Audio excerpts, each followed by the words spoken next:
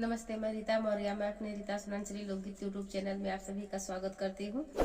आज मैं आप लोगों को एक लाचारी गीत सुनाने जा रही हूँ। आप लोगों को कैसा लगा हमें कमेंट में बताइए। हमारे वीडियो को लाइक करें, चैनल को सब्सक्राइब करें, वीडियो को फुल वॉच करके देखिए। पिया मन भी आई गए लुइया से, पिया मन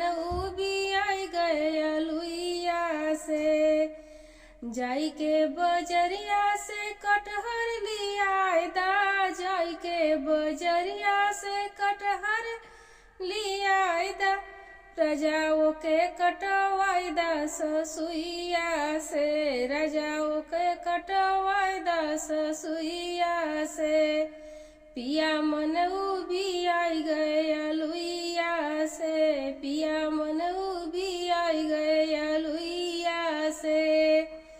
काटी धोई के सासू मोर रखली, काटी धोई के सासू मोर रखली, रजा पिसवाई द मसाला जेठनिया से, पिसवाई द मसाला जेठनिया से, राजा मन भी आई गया लुइया से, पिया मन भी आई गया लुइया से, आज मोरे राज मोरे मुड़वा पीराला, आज मोरे राज मोरा कपड़ा पीराला, बनवाई दा तू सब्जी नदिया से, बनवाई देता सब्जी नदिया से, राजा राजा मन भी आई गए लुइया से, पिया मन भी आई गए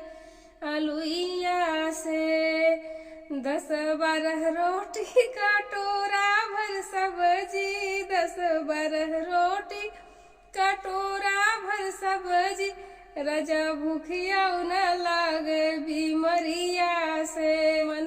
भी आई गया लुइया से, पिया मन भी आई गए